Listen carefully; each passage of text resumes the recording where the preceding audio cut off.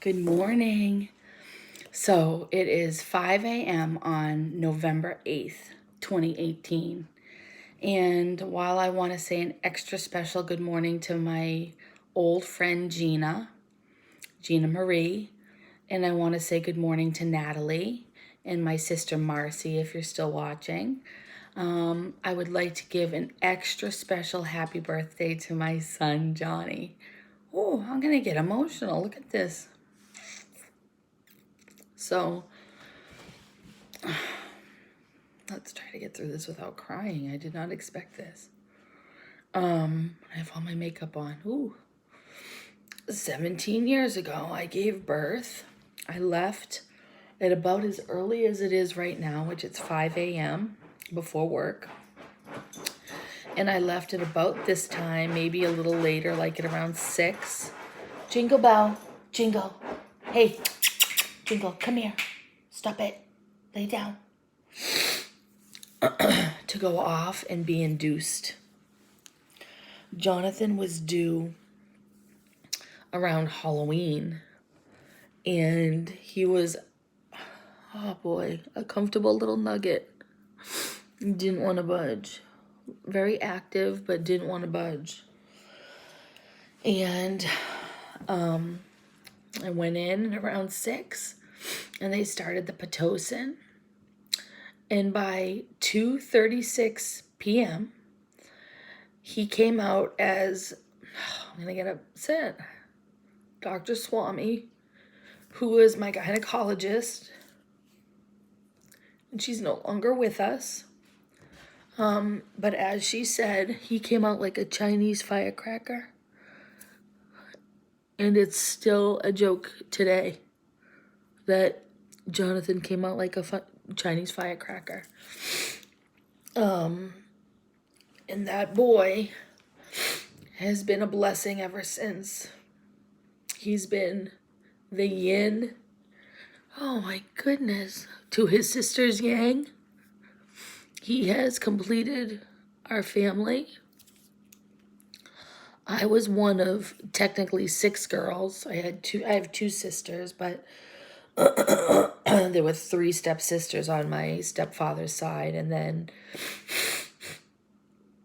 I have a stepsister and a stepbrother, but they were a lot older than me. So, we were all girls, and to have had a boy would have been, I never thought I would have a boy. And to have been able to have learned about boys, young men,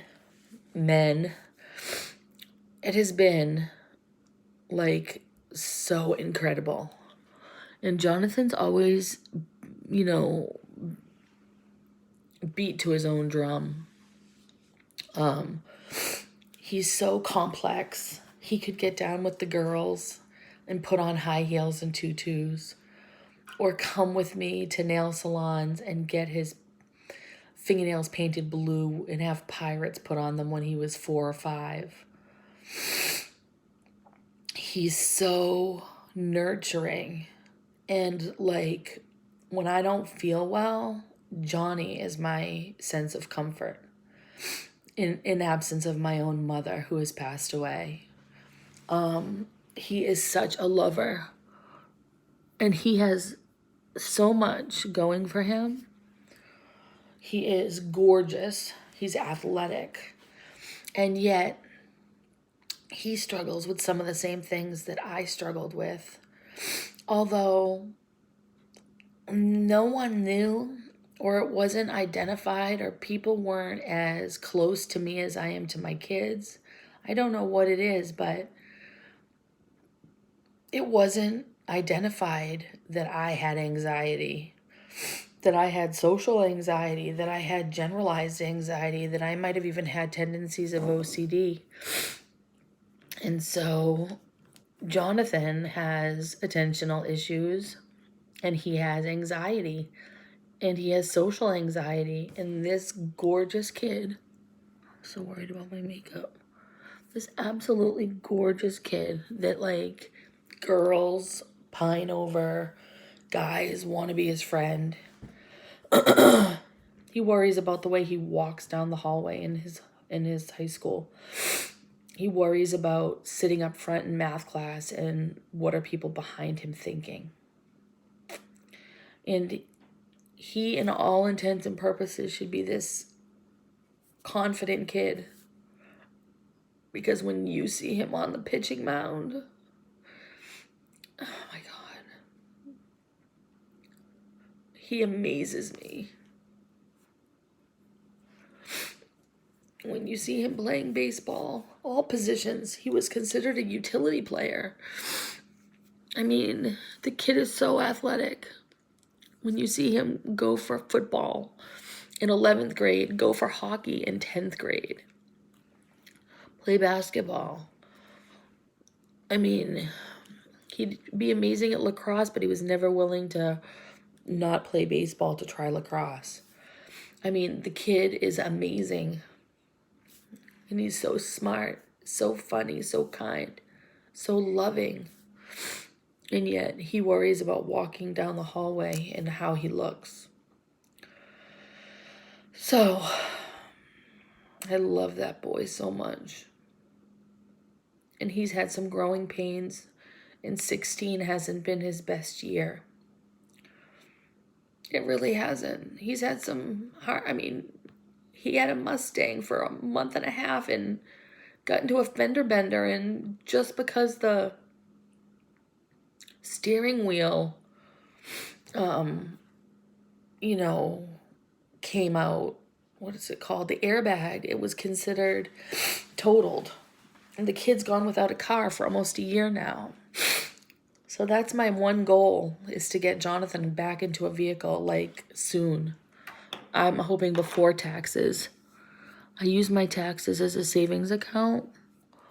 And so I know during tax season I would be able to, but I'm hoping that I can get him something even before February. I love my kids so much. And none of us are perfect. Gina Marie, you can testify. I think about how when we went to my grandmother's in Florida, the whole time all I was anxious. I barely remember the vacation if it weren't for a couple pictures. All I remember is being stressed and anxious. And when you're stressed and when you're anxious, you can't enjoy life and you can't make memories because all you are is living in your own head and you're unable to live in moments. And I'm so afraid of that for Johnny. I'm so afraid he's not going to have memories the way I don't have memories. I really don't. I feel like I walked around in such a cloud until really my marriage thrust me into this self-awareness. I became very about making myself a better person and working on myself. When I realized I couldn't help my ex-husband, I decided to save and help myself. And I became such a good person and a person that I love after that. But prior to that, early 20s, late teens, I don't have a lot of memory. I don't know. I can't tell you my day-to-day life. I don't know. I think I just went through the motions and lived in this constant state of anxiety. So Gina, I'm sorry. If I ever did anything in those days, I would be such a better friend today, I promise. So anyway, Jonathan at 2:36 p.m. will be 17. And as a mom, the only thing I can hope for and wish is that he has an amazing year, that he has an amazing baseball season, that he does well on any state testing, that he works on getting into colleges, and that colleges find him that want him to play baseball. I hope that we continue to work on his mental health and his anxiety and his attentional issues, and I hope that he and I stay as close a year from now as we are today, because we're close. I understand that boy, and he understands me. We have an understanding. It's this deep internal understanding that other people don't understand. Sometimes his sister even forgets. Michael struggles with, I told you. Michael and Johnny butt heads sometimes. And it's just because they don't understand each other. So, whew.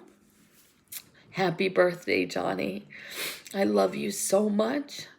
And for those of you who have watched me cry this morning, I apologize.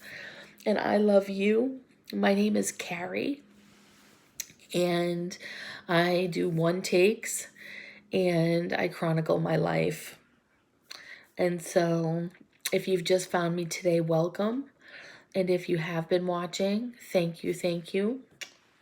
To all my friends, thank you for watching. I love you all and have a great Thursday. Bye-bye.